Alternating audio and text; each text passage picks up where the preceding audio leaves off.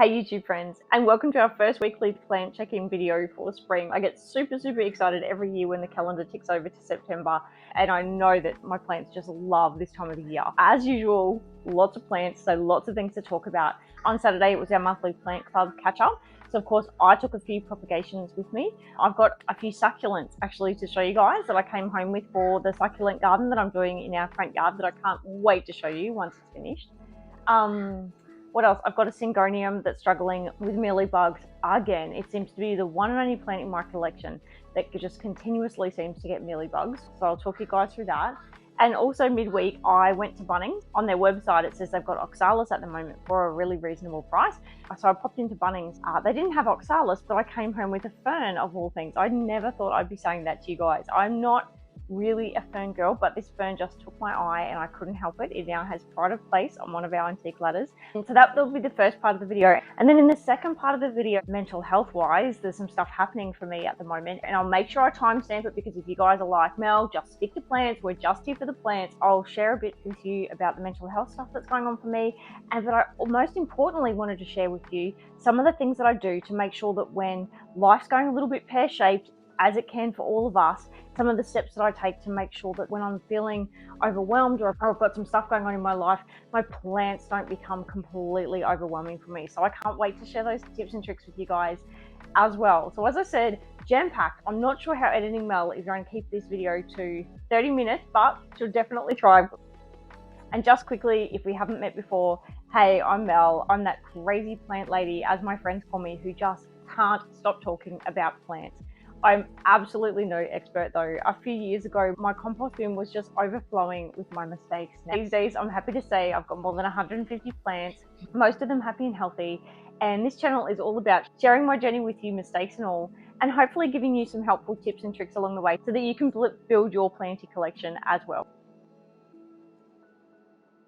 Yes, I absolutely fully admit I may have come home with more plants this month than what I took, but I can guarantee you that doesn't happen every month. But look at this variegated euphorbia. I have a real soft spot for euphorbia. I just think they're beautiful. It was a much bigger plant. So these were just 3 little stems that were coming off the plant. So I snipped these off with my secateurs and I left the bigger plant for someone else, because one of the tips that I've learned over the years is when you are starting to get to capacity with your plants, one of the tricks is bring some smaller plants home. And obviously they'll take longer to grow. So I can still enjoy these by not bringing the big plant home. I don't automatically have something taking up so much space. So absolutely loving these guys. Oh my goodness. It came in a little coffee cup. I have knocked these over about 3 times this week. Look at the spikes on them. So I've not only moved it into a bigger pot, but I've put it in a nice solid painted terracotta pot as well. So hopefully I don't knock them over again. All right, let me show you some of the others I got from Plant Club. And then the next plant that I saw, another succulent for out the front. I don't know if the camera is even going to do this one justice. It's a Christmas Carol aloe. That's what it was called. So it's a cousin to the aloe vera plant that we all know and love. So easy to grow. And I just thought those pink on the edge, it just caught my eye. And then when I looked it up on my plant app, and it was called a Christmas Carol.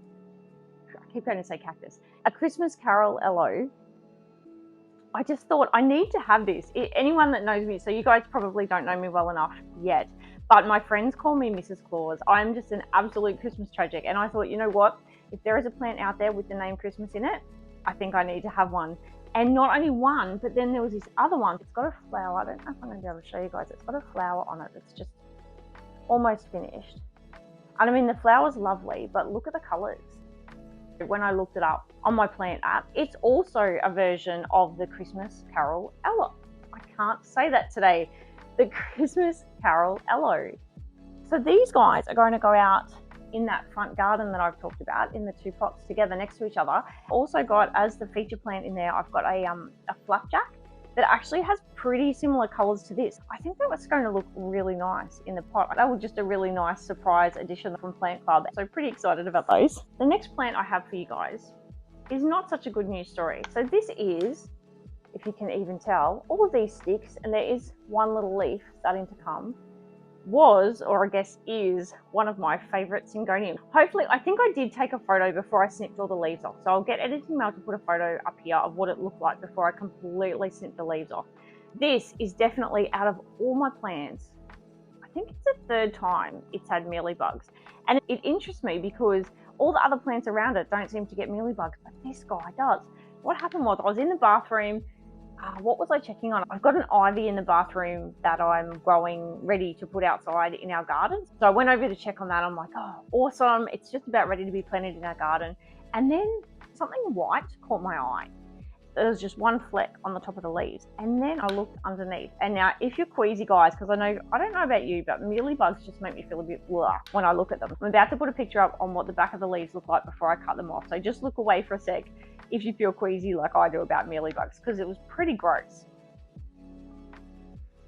That's what they look like. That's what I found on the back of the leaves. It gave me goosebumps. I thought, how had I not noticed it? And of course I hadn't noticed it because it's in a self-watering pot. I'm only putting my plants under the shower sort of once every 4 to 6 weeks at the moment. So long story short, I've cut all the leaves off.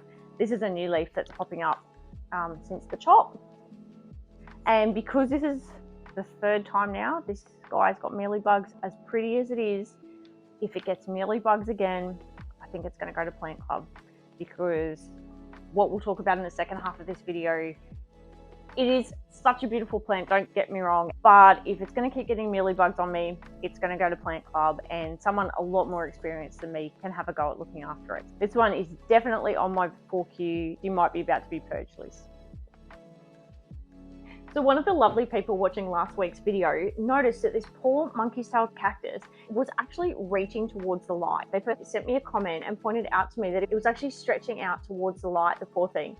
And you know, once you see something, you can't unsee it. As soon as they pointed it out to me, I was like, oh my goodness, it is absolutely reaching for the light, because the light was sort of sitting here and the light was shining here, and it was so obvious that it wasn't getting enough light. All the things that I say to you guys, it's so much thinner than the rest of the plant. So a massive thank you for pointing that out to me, because I really am in massive brain fog at the moment. The good news is, because you pointed it out to me, I've actually moved it off that entry wall where it was living, because I did have it as close to those grow lights as possible. It was actually in the prime location for those grow lights. So obviously not getting enough. So I've moved it into my recording room next door. It's the Guthrie grow light, and it's the same light that I've got my frizzle sizzle cactus under, which is going well. I've got 2 little pots of these monkey tail cactus. So they're now sitting next to my frizzle sizzle, which I figure if the frizzle sizzle is getting enough, hopefully this guy will get enough as well. So fingers crossed. And once again, a massive thank you for pointing that out to me. As I said, so obvious. I just needed a second set of eyes to point it out. So you guys, always, if you see something with my plants that I've missed, please point it out. I cannot say how much I appreciate it. Particularly over the next few months, I will extra appreciate it. So this was a plant, was it last week's video or the video before, that I said to you guys, fingers crossed, because it only had the 2 leaves at the time and one of them was starting to yellow and go old. And then last week, sure enough, this was one of the casualties of my clumsiness.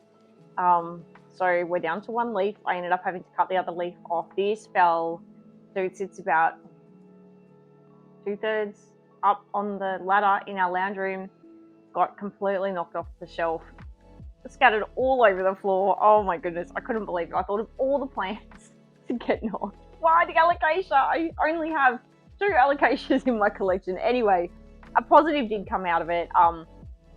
I repotted it into another pot, which it needed. I've been putting it off because alocasias are such sensitive souls that often they have a little bit of a moment when you repot them. So it did need to be repotted. Ripped the band-aid off with that.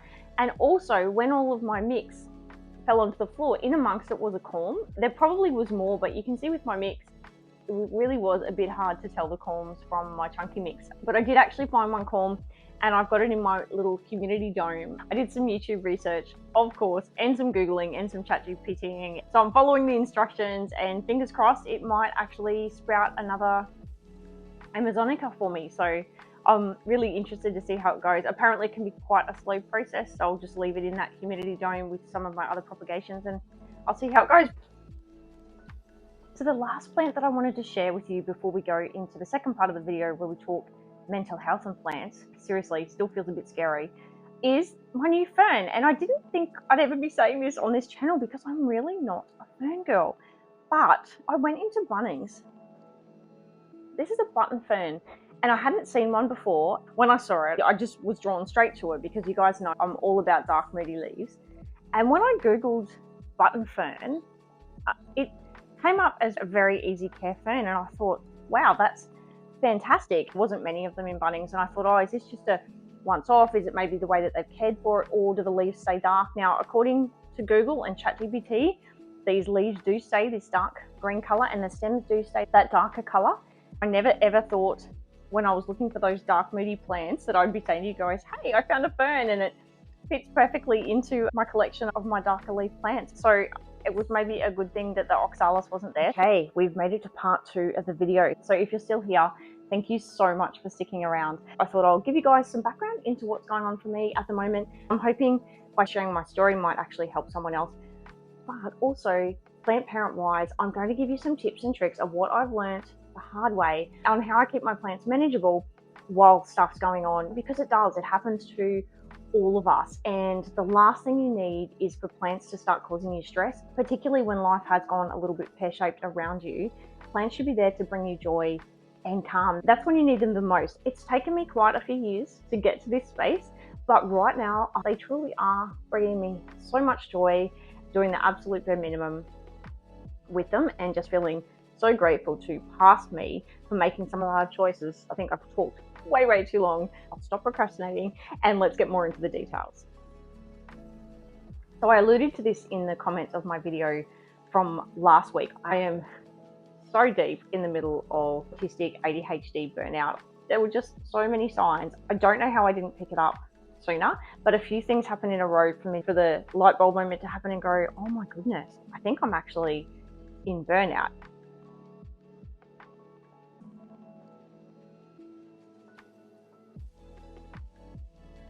This burnout has been a good 12 to 18 months in the making. About 18 months ago, I was diagnosed with both autism and ADHD. Going through 46 years of not knowing that you were neurodivergent, there's a whole heap of processing that you need to do. There's so many aha moments, but there's often a little bit of sadness of what could have been that comes with that. My therapist says, you've got the golden triangle. You've got autism, you've got ADHD, and you've got complex PTSD. There is a whole heap of stuff going on for you.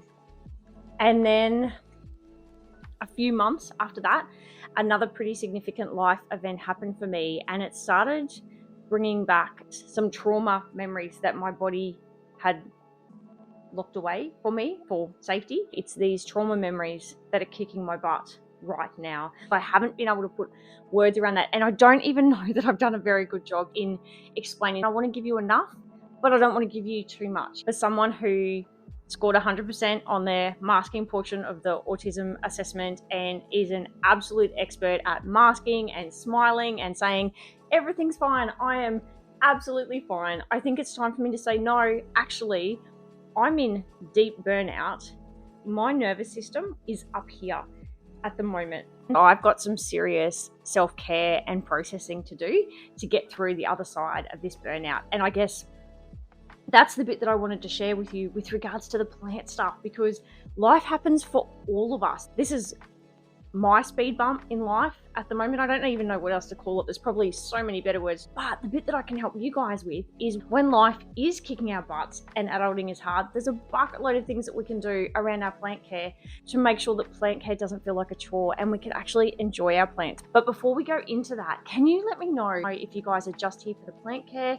I think mental health is such an important conversation to have. Please let me know down in the comments. Would you like me to include some more mental health stuff, my journey, how and when I get out of burnout? Because I don't know how much to share with you guys, or if it's just Mel, please just stick to plants. We're just here for the plants. I don't mind. Let's flick back to the plant stuff. I remember a few of my more experienced plant parents saying to me, I have these in my collection now, or these are my favorite species, and I have to be really careful. I've got too many plants. And me thinking, how could you ever get to that point? I just love plants and I just want as many plants as I can get. And then December last year hit, 4Q last year. And I felt like, oh my goodness, there are just plants everywhere. I've run out of horizontal space. I feel so stressed. I don't feel like I can care for my plants. I'm looking at my plants and all I'm seeing them as is work. And I found it really hard. And that's why talking about that Syngonium earlier that's had the Mealy Bugs, it might sound a little bit cold, I guess, to say this is going on the purge list. And don't get me wrong, I get attached emotionally to all of the plants, but I've learned over time that if I don't put plants on that purge list, then I'm not going to be in a good place to look after all of my plants. So if a plant is causing me grief or is not bringing me joy anymore, I try and do a purge at least twice a year. And with Plant Club, it's even easier because I can take the plants every month. Because in 4Q last year, it was so hard. I reckon it took me probably 3 or 4 weeks because I felt so attached to these plants. I felt so guilty. I might have even made a video about it. I can't remember. It might have even been one of my earlier videos. I felt so guilty for every plant that I put in that purge pile. But I tell you what, when I got through it, I felt like I could breathe again. It was so much better. So the next thing that I do is when I'm caring for my plants week to week, I'm just always checking in with myself and I'm like, how's that plant making me feel? And is it making me smile? And, you know, is it easy to care for? Like that syngonium, how often is it causing me grief? And do I love it enough? If I give that syngonium away at Plant Club and explain to people, this is a mealy bug magnet, but if you've got the energy, go for it. Or I may end up putting in the compost bin. We'll see how it recovers from this latest episode. So going around caring for my plants every week, if that syngonium does exit my collection, I'm not going to feel bad. When I go into the bathroom where that lives, all the other plants in there are making me smile when I care for them, when I see them. That one doesn't. And so I'm always watching out for those plants that have stopped bringing me the joy, or maybe are being that little bit extra diva-ish or harder to care for in my environment, remembering that all of our environments are different. So in someone else's environment, that might be a really easy care plant. And I don't hesitate now. I'll watch the plant. I'll give myself, what do they call it? You know, the cooling off period. So I'll make a decision about a plant and then I'll think about it. And then if I'm still feeling like that, I've got no problems with gifting it to someone or composting it, depending on how sick or infested with pests it is. So that's the second thing that I do. And then the third thing that I do that I've learned is just like when I buy new clothes, one in, one out, just so my collection stays at that stable amount. So as an example, the plant that I always forget the name of, the Fire Flash, I'll put it up here again for you. I think I only talked to you guys about it 2 or 3 videos ago. It's been on my purge, not purge list for a very long time. And I had put it in the ensuite, and yes, it had regained its color. It was going really well. 2 things though, my mum loves it. She's always loved it. So I knew it would find a good home with her. And I have found a new begonia that I cannot wait to show you guys. You know how much I love begonias. It is pretty much all black with like just a stripe down the leaf. Oh my God, can't wait to show you. But it needs humidity.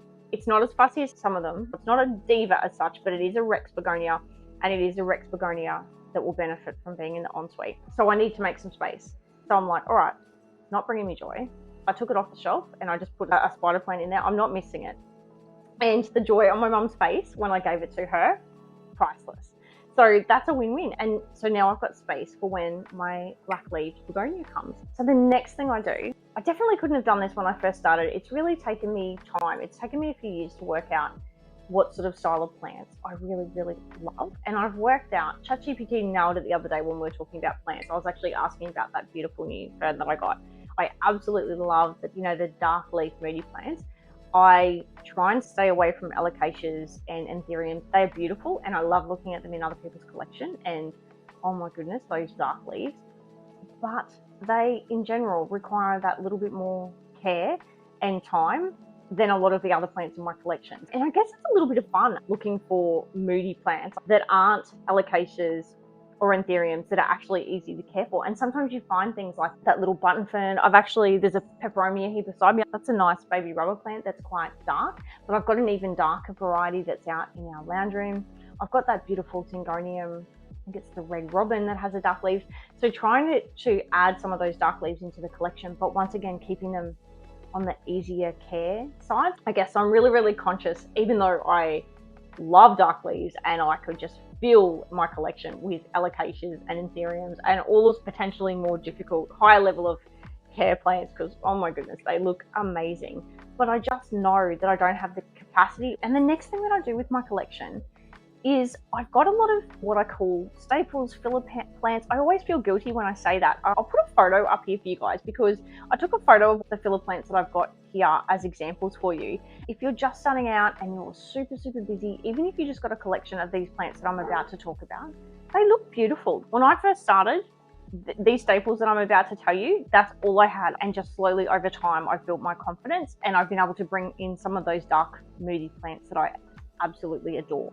But what I make sure, although I've got dark leaf plants, I don't get too many, because at the end of the day, I make sure that I've still got a good percentage in my collection of my staple plants, my filler plants, just the plants that I know the genus or the species really well. I've troubleshot them so many times before. I just know how to look after them because they were the plants that I started with. They don't give me very much grief. They're not pest magnets, all the things. So I keep a really good percentage. I would say a solid, not quite 50%, but 45% of my collection are my filler plants. I have my pops of my dark and moody plants, but I put them in amongst some of my staples that are just easier to care for, and it just seems to work really, really well and takes the pressure off. So no one's surprised that I'm going to say snake plants. And then, as you all know, so many varieties. This is just the one that I grabbed off the closest shelf. I love this guy, it's so cute. It's a dwarf variety, and these are really good shelf fillers. I love these guys for my shelves, but of course they come in all different shapes, colors, sizes. I always say wet feet are their nemesis, but apart from that, these guys, bulletproof. Some of the taller ones that I've got are taller than me. Amazing feature plants, absolutely not pest magnets. Don't know what I'd do without snake plants. I'll go through these fairly quickly, guys, because in that video that I did a few weeks ago when I talked about some beginner-friendly plants, I'm talking about almost all the same plants, so I won't bore you with those. I just want to show you what my filler plants are, the ones that I know I can rely on, particularly when I'm feeling a bit meh, and I just know that they're pretty self-sufficient. So pothos, of course, all your epipremnum type species, once again, all different colors and types. This one in particular makes me smile. I've told you guys this heaps of times before, but this was a number of propagations that I consolidated into one, and I'm just so glad that I did. And just growing in water. Got some hydroponic fertilizer in there at the moment. You knew I was going to say spider plants as well, because same, absolute staple. Love the pop of color. This is sitting in the gap that the firecracker, I keep calling it the wrong thing, plant that I gave to my mum. Instead of the spot feeling like a gap, I can easily just pop a filler plant in there for now, and then it feels like I don't have to go out and rush to get new plants. I've always got bucket loads of these propagating, and same with the snake plants, the pothos. Just great if you've got a plant gap. It just takes that pressure off, like, oh my god, I've got to go out and get the plant, I've got a gap. No, I just use one of these guys. Two more. You knew I was going to say this one as well. ZZs, love them. This is just your standard greens. Also got some ZZ Ravens that I'm growing at the moment. So I've got quite a small pot from Bunnings recently. I've got a few of those propagating, so hoping to have some more throughout spring. So far they're going really well, and once I've grown a little bit more, I'll make sure that I show you guys. But yeah, ZZs, I think they're just great feature plants wherever you put them. These were literally just some propagations that I had sitting in the back area, and I wanted something to put in my new face pot. Gone a bit out of center, guys, sorry, but I'm grabbing all the plants here over on my right.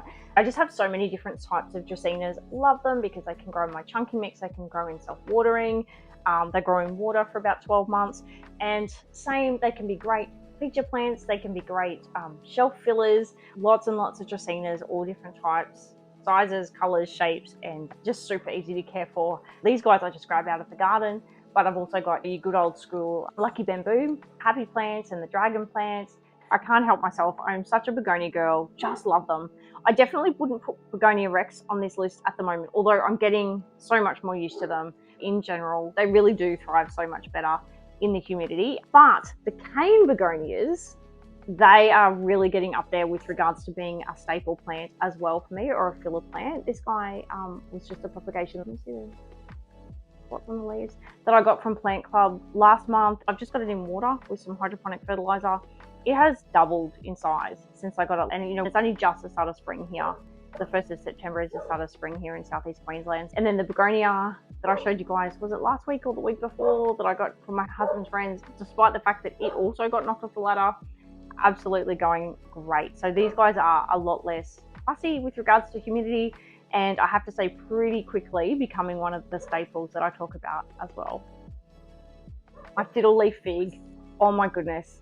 We didn't have a good start to our relationship. It took me about 4 locations to get the spot right, but now I couldn't imagine not having my fiddle leaf fig in the collection. It just grows so well for me. It's touching the roof. I'm actually going to have to cut some off. I've told you guys so many times I feel like a bit of a broken record. I cut some of the stems off and grow them in water. They grow really well in water for me. So I've got bucket loads of little leaf figs around the place, and my Monstera. So once again, too big to move in here to show you guys, but Monstera definitely another staple in my collection that just really easy care. They don't cause me very much grief. So if you add all of those up, I guess that's a pretty nice amount of plants that are just low key, don't cause a lot of grief, don't get too many pests. It has taken me a while. As I said, I wouldn't be able to be talking about this 2 years ago. I hadn't had the experience with the plants, but now it's a scientist in me. I love to experiment. I'm happy to try new things. If a plant's not going well in one space, I'll try it somewhere else. And it's really great to be able to say these are the staples in my collection now that I just know I can rely on when things get a little bit tough. And then the only other 2 things that I've talked about at length in some of my other videos, definitely my self-watering setup, which I plan to do a whole video on, and also grow lights. Grow lights have just saved me so much time, so much energy. I'm also planning on doing a whole video on that as well. So between all of those things, I hope that I've given you some helpful tips. These are just all the things that I've learned over the last three years. That just means that I can sit here and feel relaxed, even though it's a whirlwind happening around me at the moment. My plants are bringing me calm, and that's a really nice feeling. There's actually a new grow light straight above my head. I turned it off for the video, but if you can see over there, I had some spare coconut shells. Let me just, and I had some driftwood that I wasn't sure what to do with. We live near the beach, and so often when there's a storm, I collect just a little bit of driftwood. I'm always on the lookout for nice pieces. So I had that beautiful piece of driftwood, always got macrame string, and I had those beautiful coconut shells. And because we got the new We the Wild grow light up there, I thought, oh, perfect excuse. And it was really good, you know, good mindfulness to create that simple little macrame hanging. I haven't been able to grow plants in that space until last week when I got that grow light. So this is actually, that's why I'm recording here today. This has actually become a really nice relaxing corner for me that hasn't had plants before. I hope you've enjoyed this more relaxed style video that I'm trying to do, and please let me know in the comments. I'm a small channel, I read all your comments, but I'd really appreciate knowing, do you want me just to stick to plants, or would you like me to talk a little bit more about the mental health stuff in amongst the plants as well? But super keen to know either way. And until my next video, guys, take care, and remember, you've totally got this.